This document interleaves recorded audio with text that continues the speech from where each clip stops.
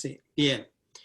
Bueno, entonces lo que vamos a hacer es, bueno, la idea realmente surgió la última vez después de haber estudiado en términos generales el tema de las genealogías en la Biblia.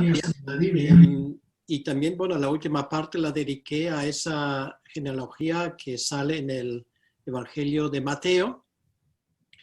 Y surgió la idea, realmente es una excelente idea, yo creo que pocas veces esto se ha hecho, que yo sepa, que dediquemos una conferencia a cada uno de estos tres partes.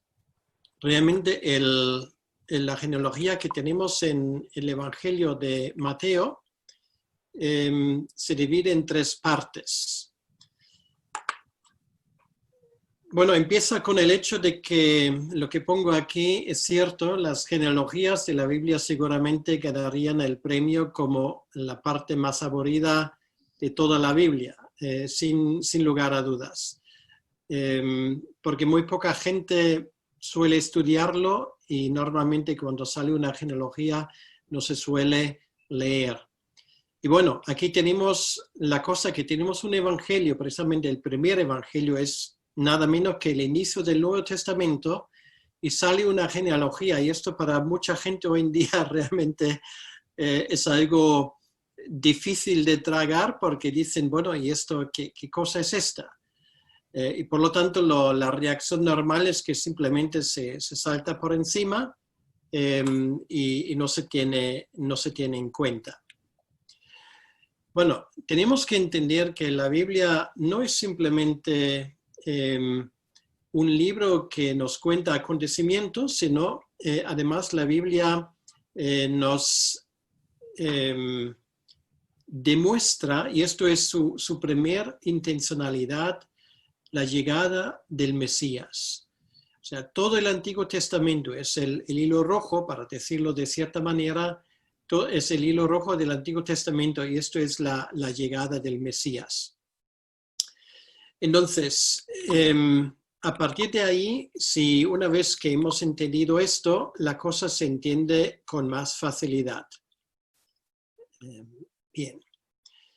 ¿Por qué? Bueno, porque una genealogía incompleta o dudosa en el Antiguo Testamento, por ejemplo, excluyó a una persona del sacerdocio.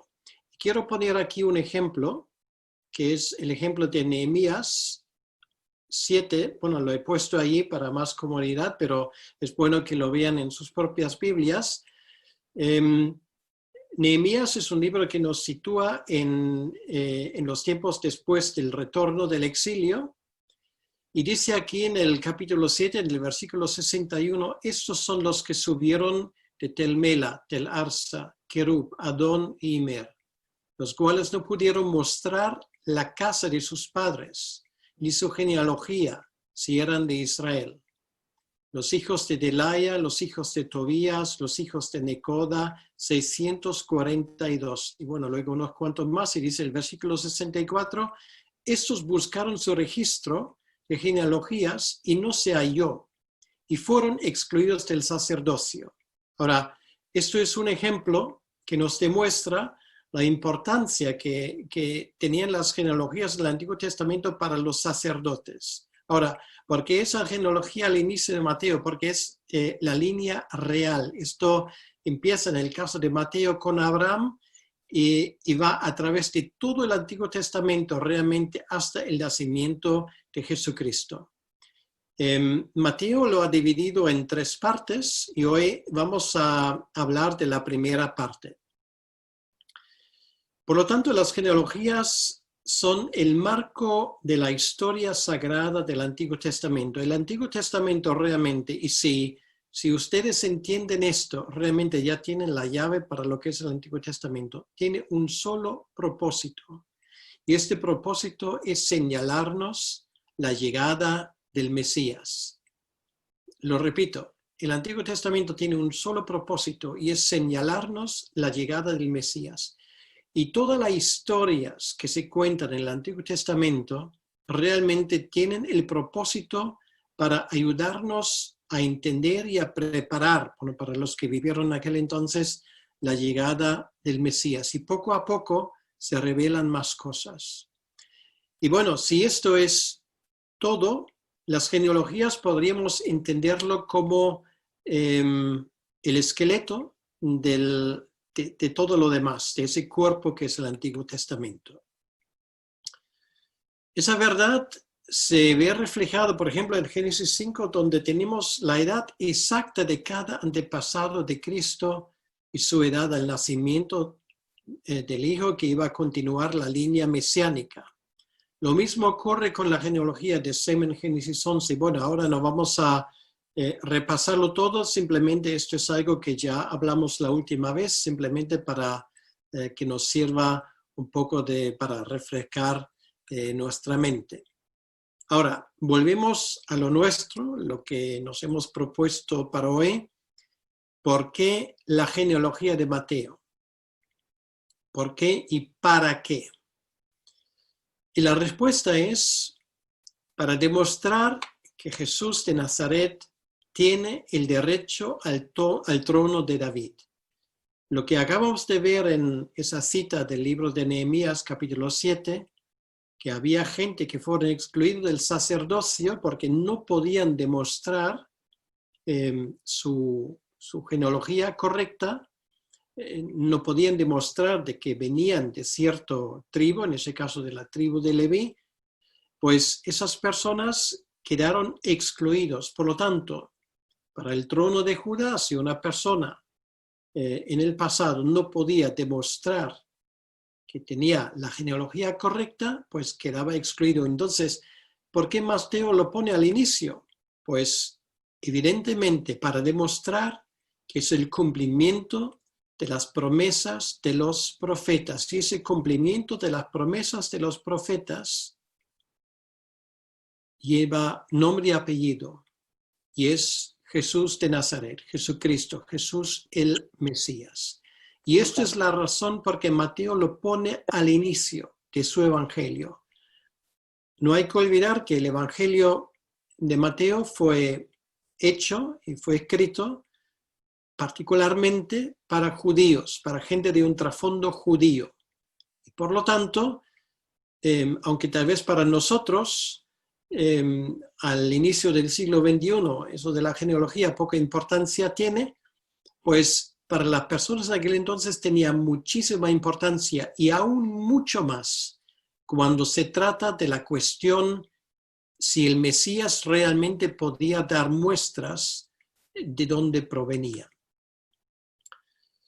La estructura de Mateo va de padre a hijo y empieza con Abraham. Bueno, si ustedes cogen la Biblia, realmente no vamos a ir muy lejos. Los primeros versículos de Mateo quedan muy claros en ese sentido. Empieza con Abraham y adicionalmente él divide la genealogía en 3 grupos de 14 generaciones que están separados por acontecimientos históricos importantes. Y esto es muy importante. Las 3 divisiones de la genealogía de Mateo se han hecho porque hablan de 3 épocas muy importantes en la vida de Israel. La primera parte, los primeros 14, es lo que lleva a la monarquía, o sea, de Abraham hasta David. La segunda parte es el tiempo de la monarquía hasta el exilio.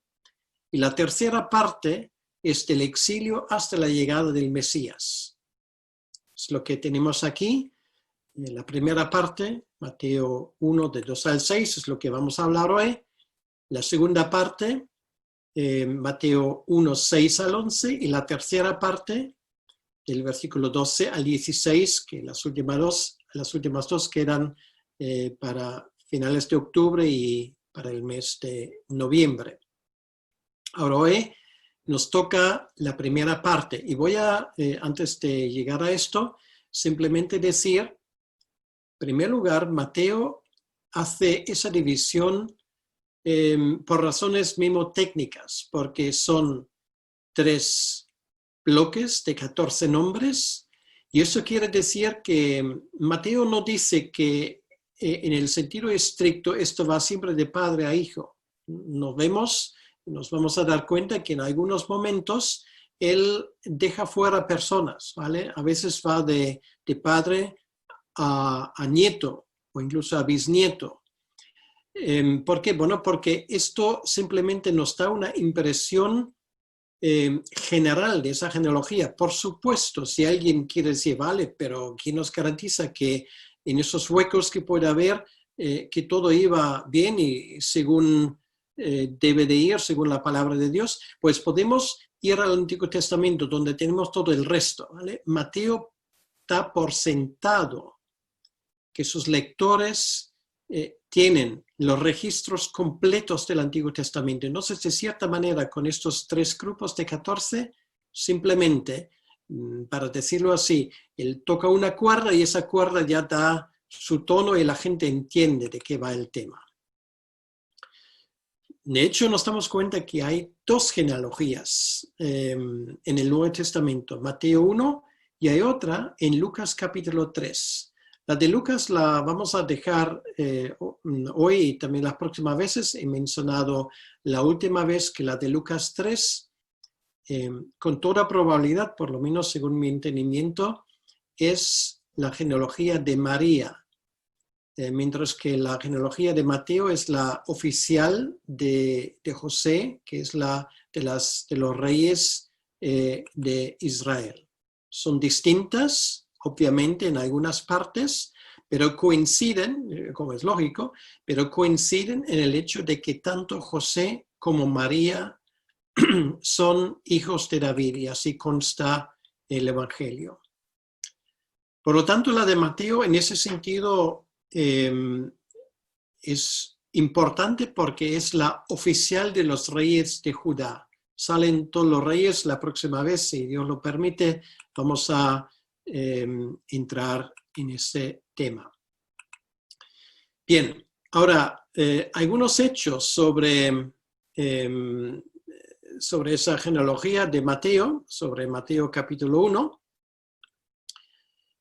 El propósito era demostrar que Jesucristo tiene el derecho sobre el trono de Judá. No solamente es cuestión de demostrar que es el Mesías, sino va implicado en esto, que tiene el derecho de gobernar. Y esto se demuestra en muchos detalles de lo que sigue a continuación, que Jesús no solamente es vamos a decir, un líder espiritual en ese sentido, en un término general, como puede ser el Mesías, sino que también él tiene ese propósito de gobernar, porque gobernará. Bueno, así lo cantamos en ese himno famoso, el mundo él gobernará. Pues lo vamos a cantar dentro de muy poco. Ahí, a ver. Voy a ir ahí.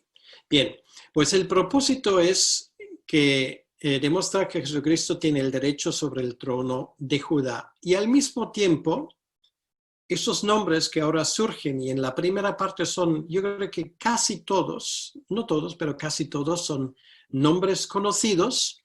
Estos nombres nos relatan unos 1000 años de la historia del Antiguo Testamento, o sea, estos aproximadamente 1000 años que van desde Abraham hasta David.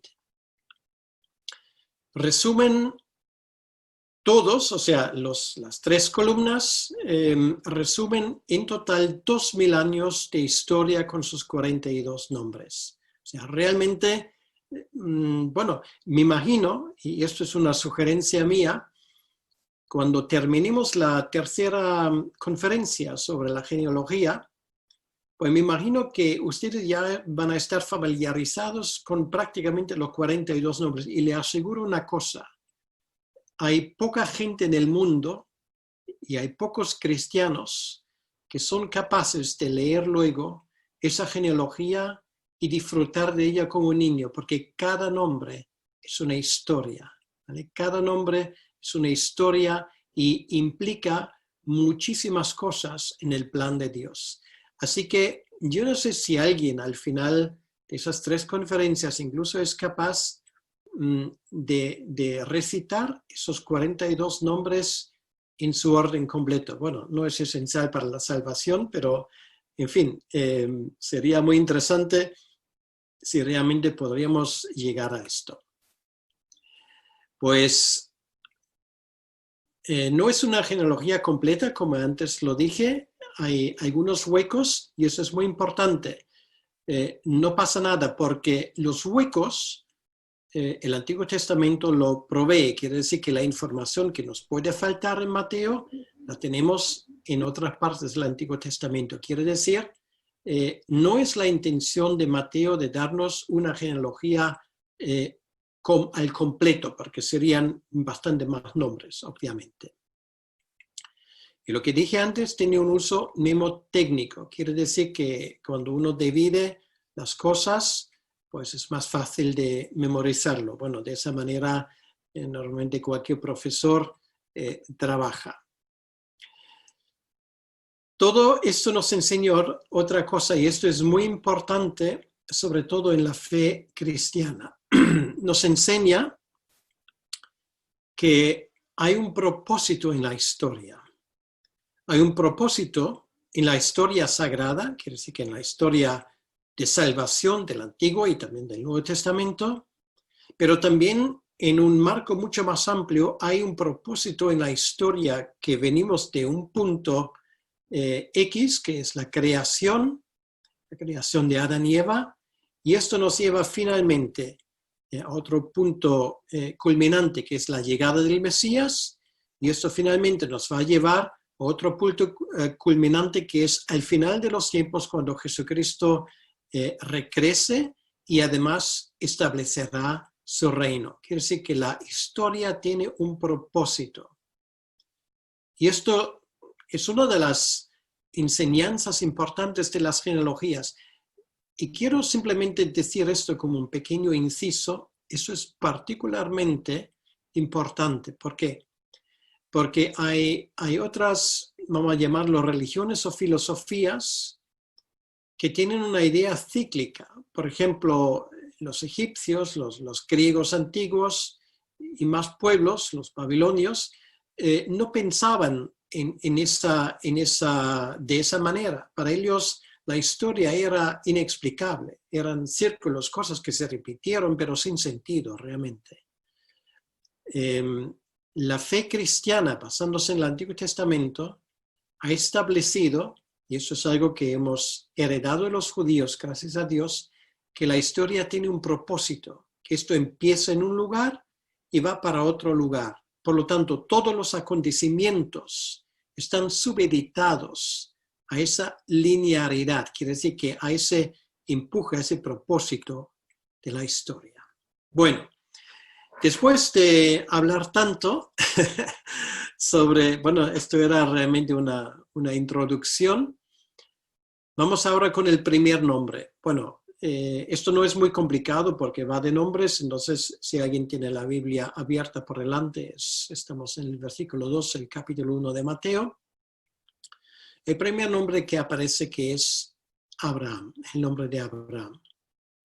Bueno, hay un estudio que hago en otra plataforma y creo que algunos de ustedes lo están siguiendo, donde pormenorizamos bastante en la vida de Abraham, y por cierto hay previsto otra conferencia para mediados de octubre.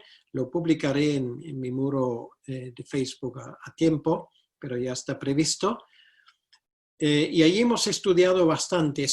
Bueno, las fechas que ahora pongo son redondeadas, no son fechas exactas, es simplemente para facilitarnos el entendimiento. Estamos aproximadamente en el año 2150 antes de Cristo, cuando Abraham nace.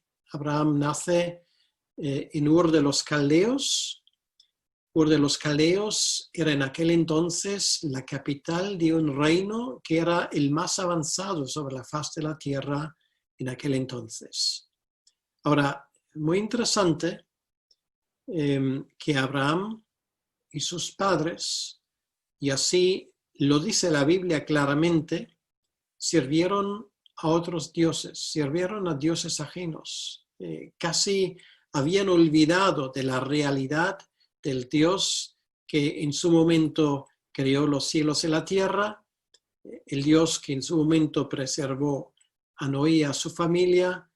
Todo esto en los tiempos de Abraham cayó casi en saco roto. Y quiero simplemente, porque aquí no lo tengo, citar del libro de Josué, en el último capítulo. Esto sale en el discurso de despedida de Josué, cuando dice en el capítulo 24, en el versículo 2, lo siguiente: y dijo Josué a todo el pueblo, así dice Yahvé Dios de Israel, vuestros padres habitaron antiguamente al otro lado del río, esto es Taré, padre de Abraham y Nacor, y ahora viene, y servían a dioses extraños. Pues es en ese momento cuando Dios llama a Abraham. Le llama y le dice: Abraham, sal de tu lugar. Y realmente podemos decir que allí empieza la historia de la salvación en el sentido más cercano a nosotros. Porque Abraham es el inicio de esa historia de salvación en ese sentido concreto. ¿Por qué? Bueno, porque no puedo pormenorizarlo ahora porque nos falta el tiempo. En el Nuevo Testamento, en la carta a los Gálatas, Pablo, siendo judío, insiste en una cosa, y esto es que todos somos hijos de Abraham por la fe, no solamente por descendencia física, sino por el hecho de que Jesucristo nos ha adoptado como hijos suyos. Ahora formamos parte de esa misma genealogía, y esto realmente es algo muy interesante. De todos modos, de allí sale Abraham, que todavía se llamaba Abraham en aquel entonces, se van a la ciudad de Harán, que está más al norte, y de allí, no puedo contar ahora toda la historia, finalmente llegan al país que Dios le había enseñado, donde iba a estar. Hay varios lugares donde ellos paran, primero en Siquem, luego en Betel y Ai. Luego nos damos cuenta como hay una hambruna en el país, Abraham tiene que ir a Egipto. Luego sale la historia de esa coalición de reyes de Mesopotamia que invaden la zona donde vive Abraham, secuestran a Lot, que viaja con él.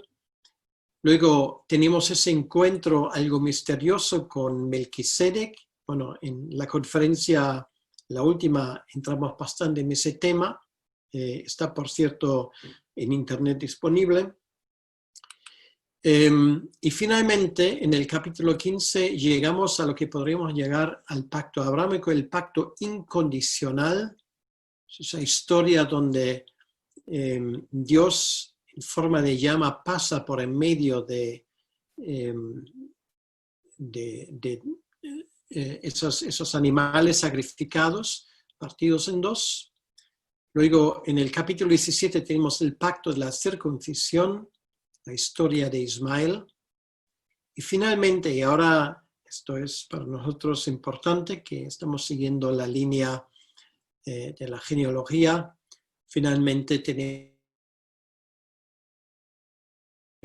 el nacimiento de Isaac, que es el primer hijo que él tiene juntamente con Sara. Esa historia la leemos en el capítulo 21 de Génesis. Bueno, esto fue el primer nombre, lo hice bastante rápido porque además es un nombre bien conocido. La historia de Abraham creo que todos nosotros la conocemos perfectamente. Bueno, es el primer nombre en esa lista de 42. Con esto llegamos a ese hijo de la promesa, que no es Ismael. Bueno, la historia la tenemos en el capítulo 16, sino es la historia de Isaac. Dios le llama el hijo de la promesa porque Dios así lo había prometido. a Abraham y a su esposa Sarai, y ambos lo tenían en una edad cuando uno ya no podía contar con tener hijos. Era un auténtico milagro de Dios, y Dios de esa manera pone de manifiesto que se trata de efectivamente de un hijo que Dios lo había prometido. ¿Por qué? Bueno, porque forma parte de este linaje real. Estamos aproximadamente en el año 2050, cuando nace Isaac, y luego nos damos cuenta, porque la Biblia resume, condensa a veces lo que cuenta de una forma realmente, bueno, que para nosotros a primera vista es difícil de entenderlo. Este viaje a Moría, el país de Moría, se lleva a cabo en un momento cuando, bueno, muchas veces en las imágenes o a veces las películas se ve a Isaac casi como un niño. Con toda probabilidad, Isaac, cuando Dios le pide de sacrificar a su hijo, ya tendría posiblemente 17 a 20 años, ya es mayorcito. Esto, lo que leemos en Génesis capítulo 22, es un viaje de 3 días, como nos dice la Biblia, y este viaje indudablemente para Abraham se hizo muy largo. Y hasta el día de hoy la gente se rompe la cabeza: ¿cómo puede Dios exigir y pedir a un padre de sacrificar su propio hijo? Podemos entender esto solamente cuando nos damos cuenta que estamos observando y estudiando la vida de un carácter bíblico decisivo para la llegada del Mesías, como era Abraham. Por lo tanto, su vida no solamente tiene un significado, vamos a decirlo así, superficial que salta a primera vista, sino es ejemplar, paradigmático, como a veces se dice, para verdades espirituales. Y esa verdad espiritual es que sí que unos 2000 años más tarde, un padre iba a sacrificar a su hijo. Cuando acompañamos a Abraham, los que tenemos hijos, casi se nos rompe, se nos estalla el corazón y la cabeza cuando pensamos que qué infierno debe de haber vivido Abraham en ese camino, tener que entregar a un hijo, y sin embargo estaba dispuesto a ser obediente. Y viajan al país de Moría, que por cierto existe hasta el día de hoy.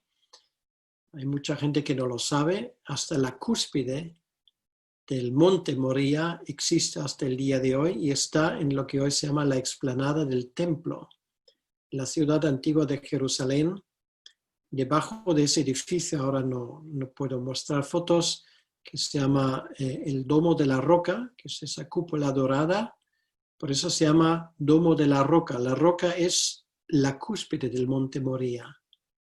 Se supone precisamente sobre esa cúspide fue donde Abraham estaba dispuesto a sacrificar a su propio hijo. Cuando llegan ahí, cuando todo ya está preparado, y literalmente en el último momento, Dios le para la mano a Abraham y le dice, bueno, lo digo con mis propias palabras: no, Abraham, yo he provisto ya un sacrificio. Y creo que para cualquier creyente queda una cosa muy clara, y estamos hablando de la historia sagrada. Unos 2000 años más tarde, en otro monte, el monte Calvario, está en línea recta, tal vez unos 500 o, bueno, 1000 metros del lugar del monte Moría, iba a morir un hijo. porque su Padre le entrega, que es el Señor Jesucristo. En ese momento ninguna mano le para. El Hijo de Dios realmente muere sobre el monte Calvario. Bueno, esto forma parte de la historia que todos conocemos. Bueno, luego la historia sigue. Estamos hablando de la historia de Isaac.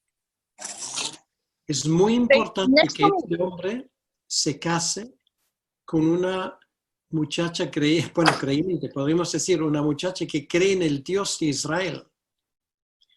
Ahora, ¿dónde encontrarlo? Porque no hay que olvidar lo que Abraham en ese momento, Abraham y su clan, su familia, pues viven en Canaán. Y Canaán, bueno, son toda la gente que vive ahí, salvo los que son del entorno de Abraham, adoran a otros dioses, tanto a dioses egipcios como a dioses del lugar, los dioses cananeos. Ahora, ¿de dónde sacar una novia? Eso nos explica Génesis 24. Eliezer, el mayordomo de Abraham, recibe de parte de Abraham el encargo de viajar al norte, a Padán Aram, o el otro nombre sería Harán, a ese lugar donde queda una parte de la familia de Abraham. Y allí precisamente tiene que buscar novia para su hijo Isaac. Es una historia realmente muy interesante, es un capítulo largo, donde nos damos cuenta que Eliezer pues viaja allí y finalmente, bueno, si alguien no recuerda muy bien los detalles, ahora no lo voy a decir, pero tal vez sería interesante leerlo luego. Es una historia realmente muy interesante como Eliezer se da cuenta cómo Dios le facilita todo. Identifica a una muchacha llamada Rebeca, que iba a ser la novia para Isaac, y ella se ha dispuesto a hacer este viaje, este largo viaje del norte de Harán hacia el sur, juntamente con Eliezer. Bien, esos son algunos de los detalles de la vida de Isaac. Ahora, el tercero en la lista es Jacobo. Jacobo nace aproximadamente, esto está redondeado, ¿vale? Aproximadamente en el año 2000 a.C. Es hijo de Isaac. La historia de Jacobo es muy interesante, es gemelo. Son dos que nacen al mismo tiempo, que es Jacobo y su hermano Esaú. La historia la tenemos en Génesis capítulo 25. Y nos damos cuenta que Jacobo es un personaje muy peculiar. El hijo preferido de su madre, de Rebeca. Un hombre, por todo lo que leemos, sensible para cosas espirituales, como su madre, obviamente. Y eso le distingue fundamentalmente de Esaú, que es un hombre, bueno, hoy día diríamos bruto, que no tiene lo que podremos llamar antena para Dios. Él está con la casa, la comida, cosas fundamentales de la vida, pero él no piensa realmente en su herencia. Nos damos cuenta cuando finalmente, en el mismo capítulo se nos cuenta que Esaú vende su derecho a la primogenitura simplemente por un plato de lentejas. Esto se hizo proverbial, ese acto. La primogenitura no solamente es algo, vamos a decir, bueno, hoy en día podemos decir, bueno, si tenemos dos hijos, uno nace primero, el otro pues después de un par de años, realmente a los padres él está perfectamente igual quien nace primero, quien nace segundo, porque ambos son valorados y ambos tienen los mismos derechos. Pues en los tiempos bíblicos no. por doble vía. En primer lugar, el hijo primogénito, de cierta manera, recibe la doble herencia en la cultura de aquellos tiempos. Quiere decir que él se convierte, para decirlo así, en la cabeza no solamente de la familia, incluso en un sentido secular, que manda sobre el clan, sino además, y esto es el segundo punto, estamos hablando de una línea que es portadora de la promesa. Portadora de la promesa. La promesa, en primer lugar, de Génesis 3:15. En segundo lugar, la promesa dada a Abraham, repetido a Isaac y repetido a Jacobo. Esto es lo importante, es la promesa mesiánica.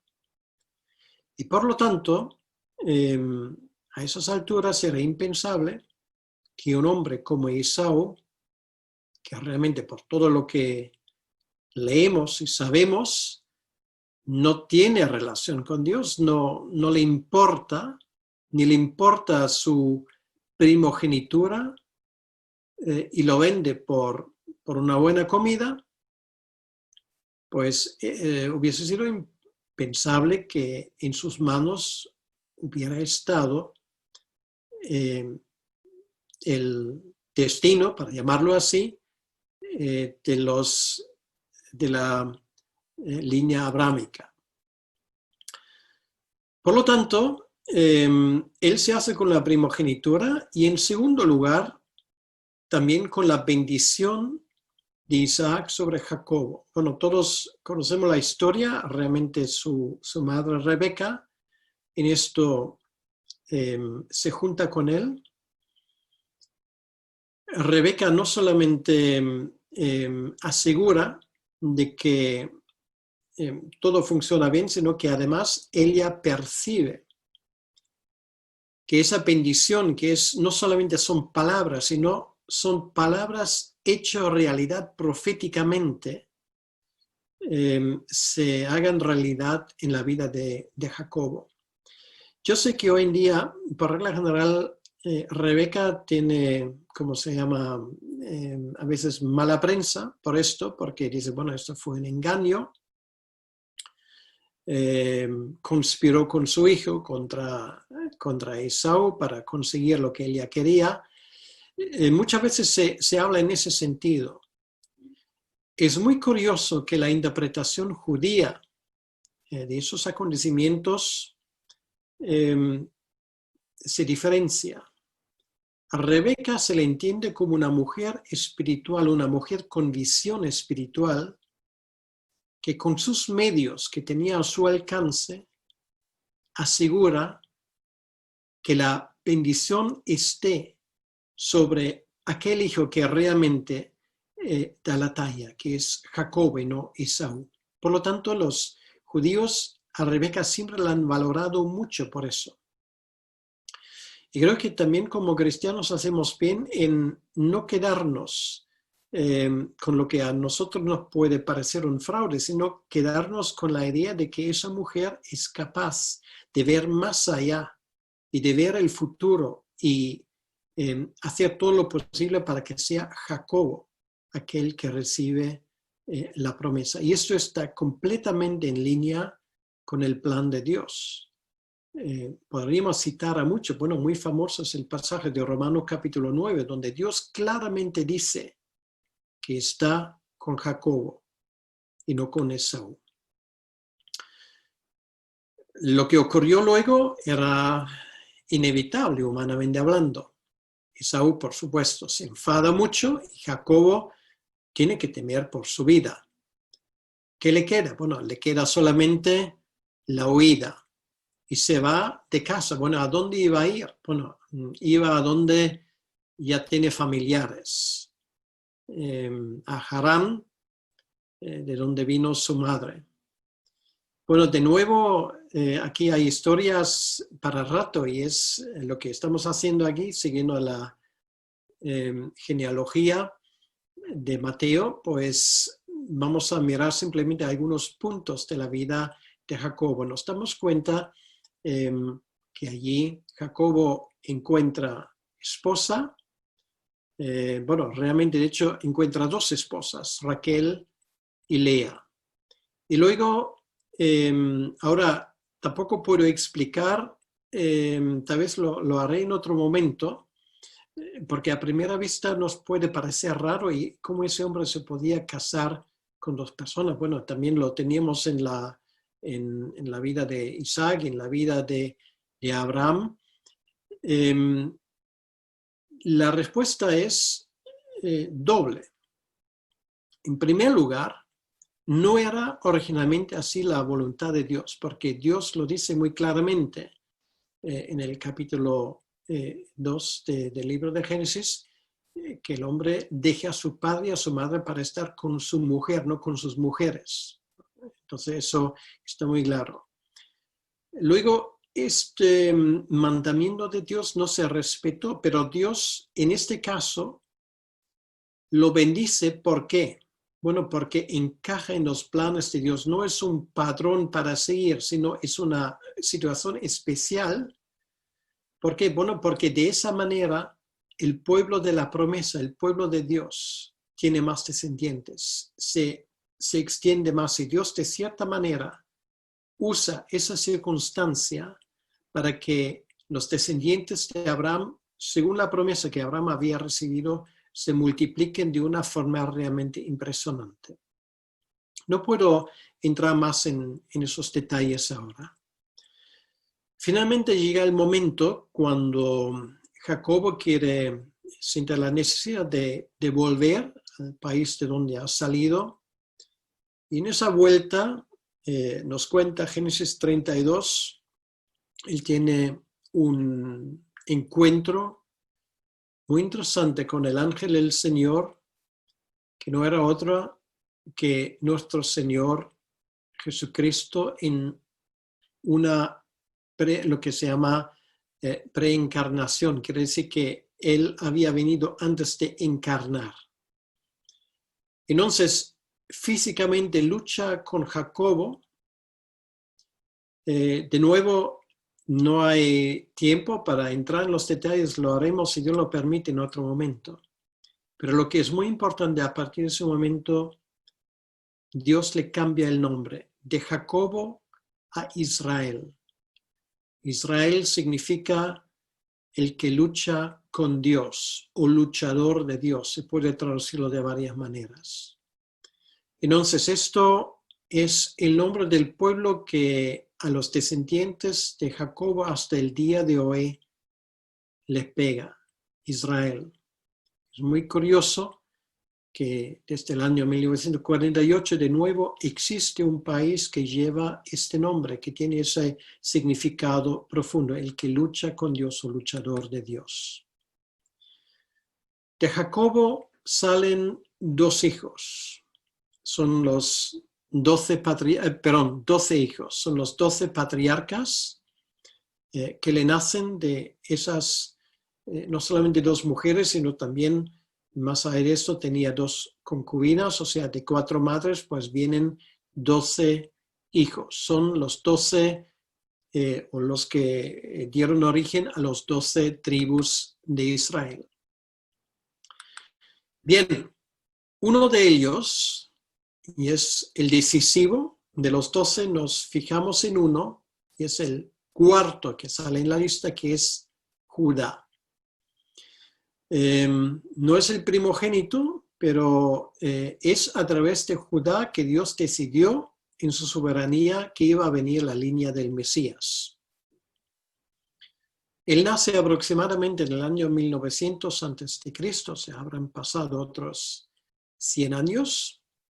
Y ahora, en el año 1900, vemos un chico crecer que sería decisivo, porque estamos hablando ahora de nuevo de una nueva fase donde la llegada del Mesías será encaminado de una forma más exacta. Y vamos a leer del capítulo 29, el versículo 35. Dice lo siguiente: concibió otra vez y dio a luz un hijo y dijo: esta vez alabaré a Jehová. Por eso llamó su nombre Judá y dejó de dar a luz. Bueno, esto es la historia de Judá y de su madre. Luego, él crece. Ahora sería muy interesante también hablar de los acontecimientos posteriores, que no hay tiempo, no podemos dar una biografía completa, pero luego dice el texto bíblico que se apartó de sus hermanos. Dice el capítulo 38, versículo 1 de Génesis: aconteció en aquel tiempo que Judá se apartó de sus hermanos y se fue a un varón adulamita que se llamaba Ira. O sea, él se separa de su familia. Y luego, para más inri, se casa con una mujer cananea. La mujer de su hijo probablemente también era cananea.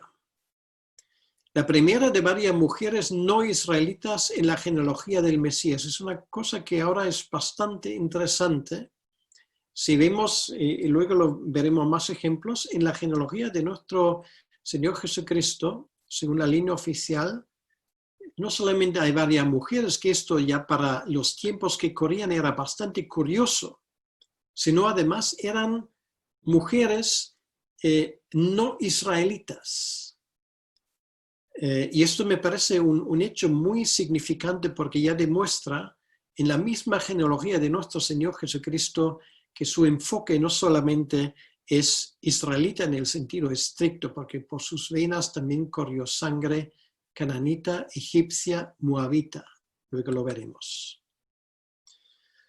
Ahora sale una historia bastante interesante, que es la historia de Judá y Tamar. Tamar, por cierto, es un nombre muy bonito, significa palmera en hebreo. De nuevo, si alguien quiere leer la historia, sale en Génesis capítulo 38, parece casi tomado en una telenovela. Judá, por circunstancias que ahora no podemos entrar, pues busca una prostituta, y esa prostituta resulta ser su propia nuera. Entonces, de esa unión, pues sale un hijo, luego hablaremos de ello. Ahora, finalmente, en el hecho de muerte de Jacobo, su padre, él pronuncia una bendición. Bueno, ahora vamos a hacer un salto. Después de esa historia de Tamar, de Judá, después de la venta de José a los egipcios, y también Judá jugaba una parte en esto, en esa historia desgraciada, cuando finalmente los hijos, los hermanos de él también bajan allí a Egipto juntamente con su padre, y hay una reconciliación. Cuando Jacobo está a punto de morir, él tiene una bendición para cada uno de sus hijos, y tiene una bendición que sobresale sobre Judá. Dice lo siguiente: no será quitado el cetro de Judá, ni el legislador de entre sus pies, hasta que venga Shiloh, y a él se congregarán los pueblos. Es muy interesante. Shiloh es un término hebreo que significa dueño, él al que pertenece literalmente. Shiloh es un nombre mesiánico. Y lo que dice esa promesa es que el cetro de Judá no saldrá de Judá, quiere decir que Judá será línea real. De ahí viene el cetro, que es uno de los símbolos del poder de un rey. Quiere decir que en la tribu de Judá habrá reyes. Y es esta genealogía de Mateo precisamente que lo demuestra, pero más que esto, lo que dice para mí es una de las promesas más sorprendentes del Antiguo Testamento. Habrá rey en Israel hasta que venga el Mesías, es lo que dice. No saldrá el cetro, dice aquí, de Judá, ni el legislador de entre sus pies, hasta que venga Shiloh. ¿Cuándo vino el Mesías? El Mesías vino en los tiempos de Herodes el Grande. Herodes el Grande y su hijo Arquelao eran los últimos reyes de Judá. Y cuando Arquelao muere, o mejor dicho, no muere, sino es apartado en el año 8 después de Cristo, por los romanos, hasta el día de hoy, no hay rey en Judá. Curioso, ¿verdad? El siguiente rey que habrá en Judá, que gobierne sobre ellos, sobre este país, será el Mesías. Esto se convirtió en un conocimiento notorio. No puse allí el pasaje correspondiente, pero lo voy a buscar rápidamente en Hebreos 7:14. Leemos lo siguiente. Porque manifiesto es que nuestro Señor vino de la tribu de Judá, de la cual nada habló Moisés, tocante al sacerdocio. Quiere decir que todo el mundo sabía a partir de ese momento, el Mesías va a venir de la tribu de Judá. Y este versículo a todos los hermanos es conocido. La línea mesiánica viene a través de Judá, pero en Romanos 9:4, Pablo menciona los privilegios que son comunes a todos los israelitas. Pero la línea real, la línea mesiánica, viene a través de Judá. Bueno, después de Judá ya entramos en un periodo donde ya los nombres no nos son tan familiares. El siguiente en la lista, un hijo de Judá, es Fares o Pérez.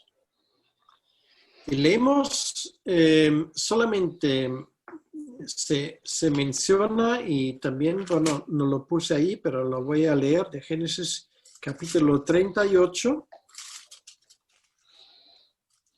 El versículo 29, Génesis 38, 29, dice lo siguiente.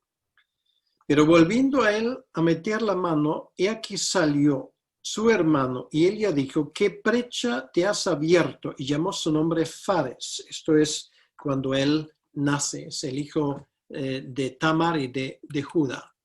Alrededor del año 1825, son fechas redondeadas. Su nacimiento se menciona, bueno, acaba de leerlo, y es muy interesante porque de Fares o Pérez vienen algunas de las familias más importantes de Judá. Los faresitas, bueno, por cierto, no son los fariseos, ¿vale? No tienen nada que ver. Los faresitas son los descendientes de Fares o Pérez. Y leemos en Números, capítulo 26, el versículo 20, lo siguiente. Fueron los hijos de Judá por sus familias, de Sela, la familia de los selaitas, de Fares, la familia de los faresitas, de Zera, la familia de los zeraitas. Estos son algunas de las familias más destacados de los de Judá. Esto es Fares. Y ahora un hijo de Fares es Esrom o Ezrom. Se puede escribirlo de dos maneras. Tampoco sabemos mucho de él. Se le menciona simplemente en Génesis 46:12, dice, los hijos de Judá, Onán, Sela, Fares y Zara. Mas y Onán murieron en la tierra de Canaán, y los hijos de Fares fueron Esrón y Amul. Entonces, otra vez nos damos cuenta que la línea mesiánica va a través de ese hombre que se llama Esrom o Esrom. Aproximadamente año 1700, 500, y ahora estamos ya en la época cuando los israelitas bajan a Egipto. Esto ya es el momento cuando nace este hombre, están ya en Egipto y están en un entorno, perdón, distinto. Vamos a ver. Génesis 46:12 también le menciona. Es uno de los 70 cabezas de familia que bajan a Egipto. Bueno, no voy a buscar ahora el pasaje porque tenemos que mirar un poco al tiempo.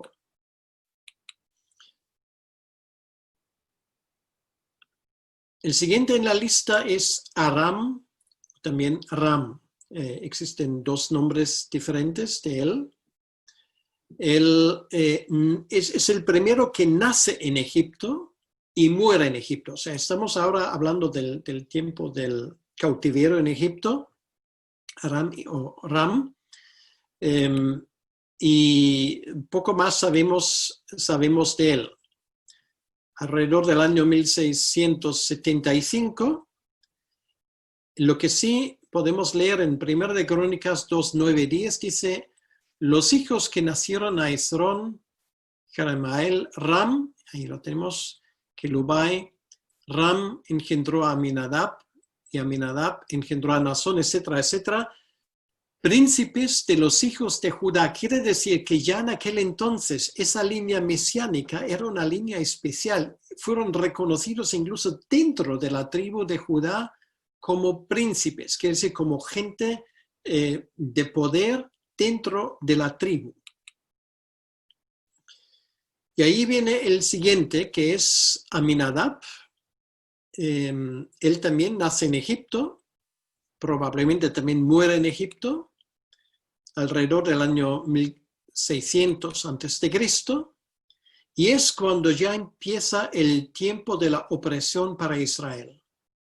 Ya, cambia la dinastía egipcia y ahora hay un faraón del cual se dice que no conocía a José y condena a los israelitas a trabajos forzados.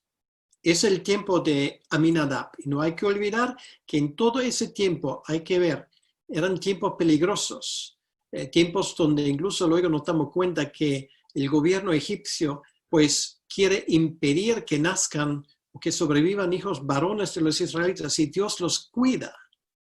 Cuida a Aminadab.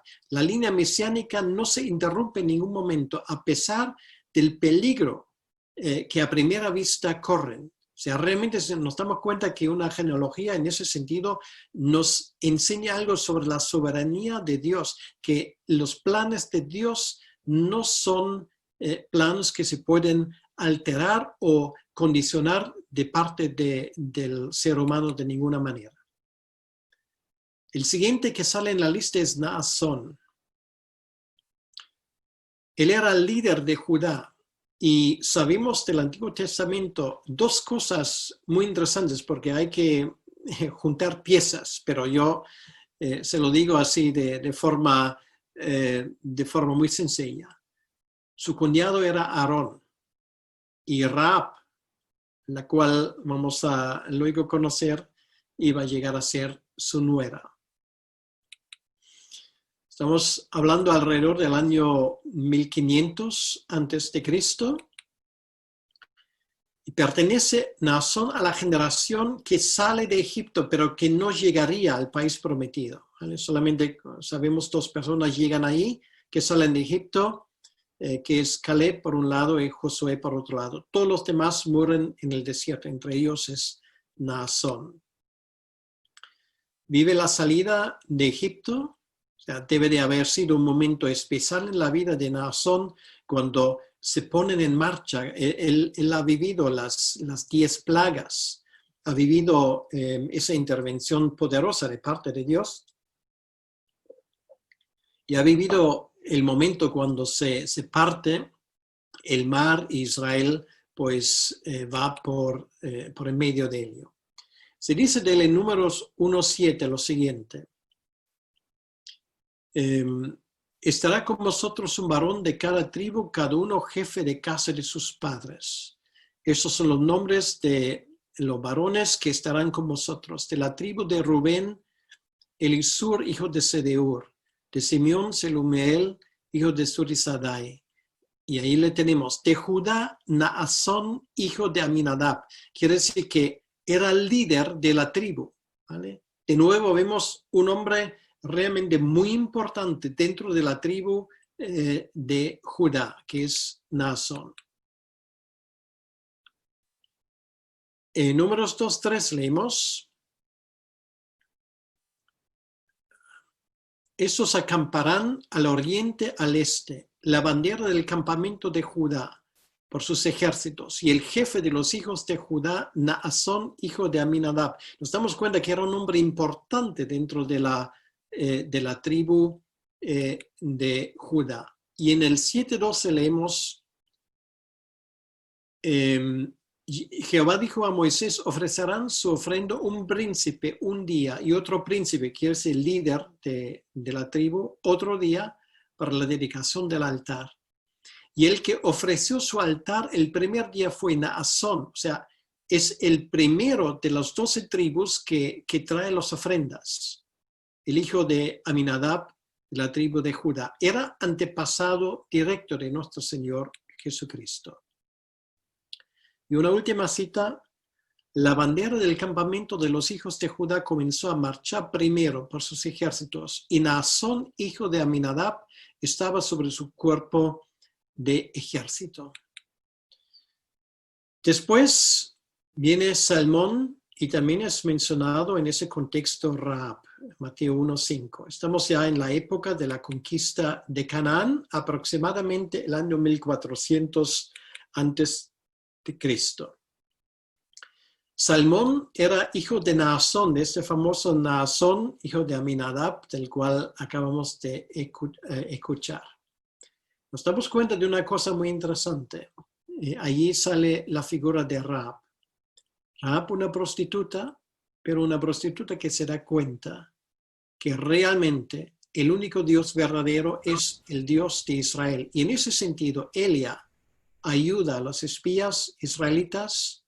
Es una historia que bien conocemos hasta tal punto que Rahab, siendo cananita, siendo prostituta, sin embargo, en el Nuevo Testamento, pues es alabado por su fe.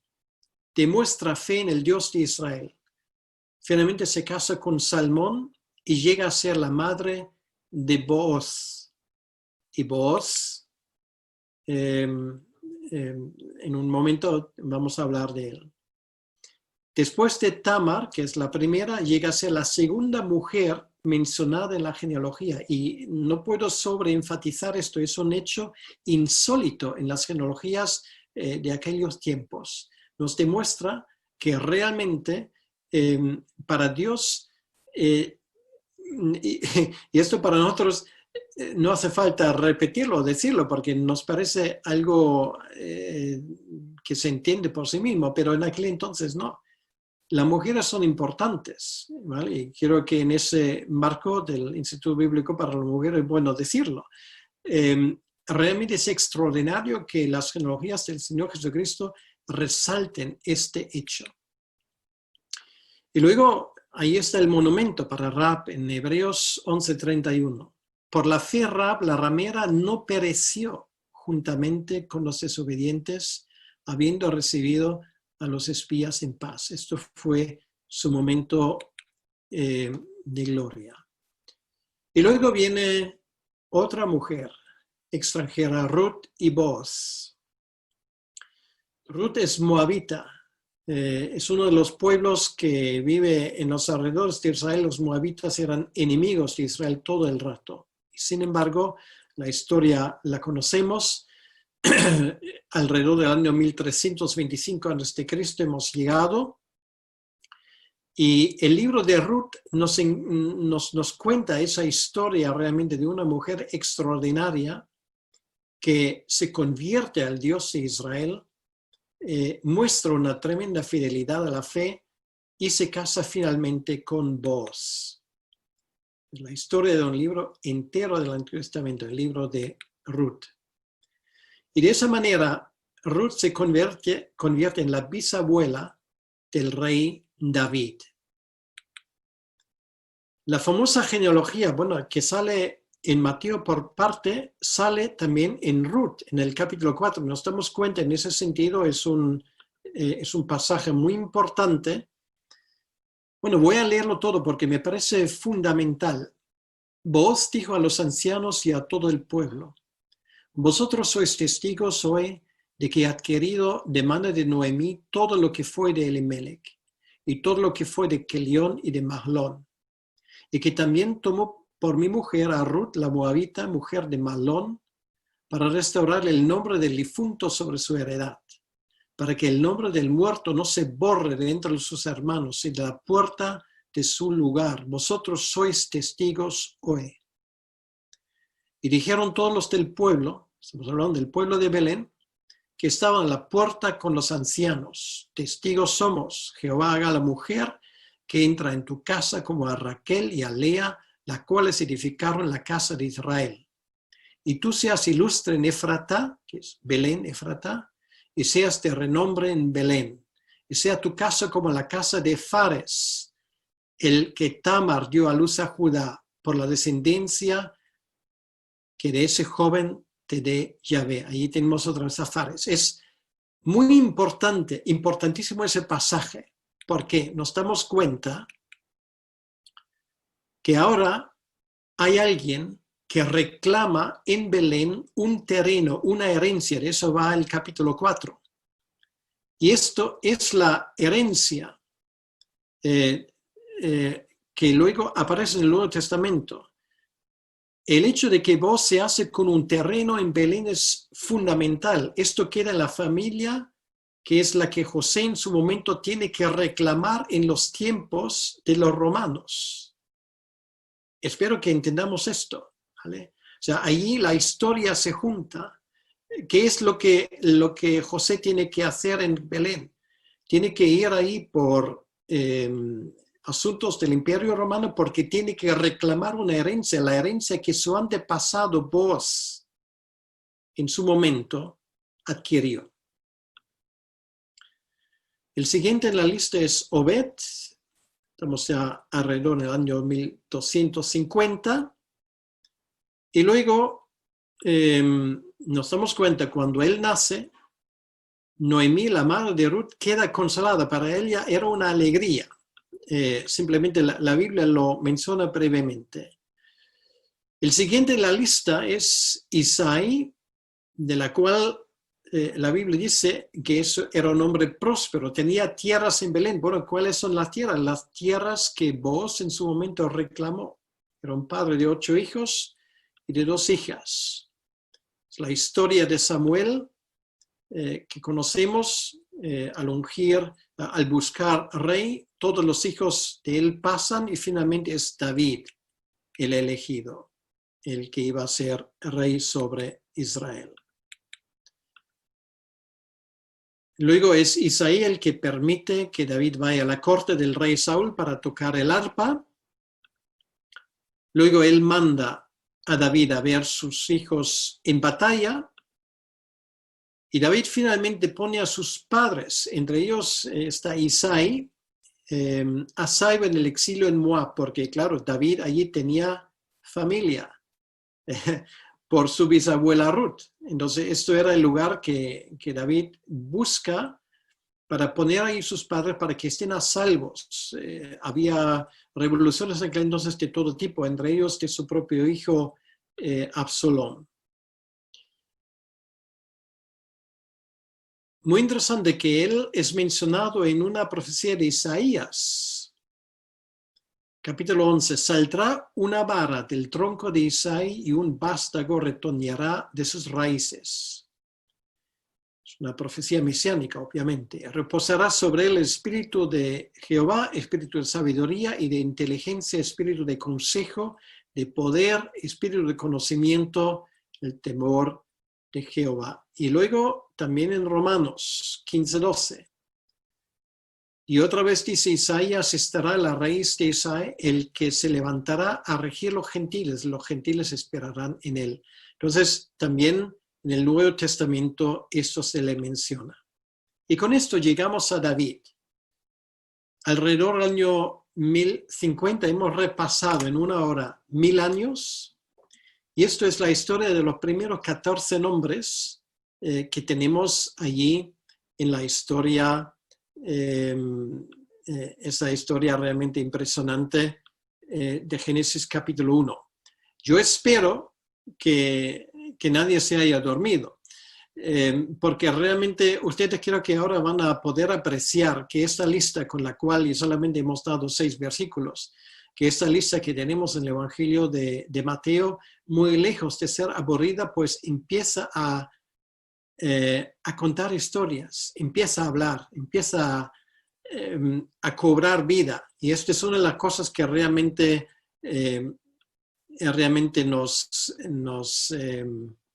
nos deben de impresionar. Bueno, yo voy a terminar aquí porque creo que también vamos a tener un tiempo para hacer preguntas. Estoy seguro que habrá preguntas, así que aquí yo voy a dejar esto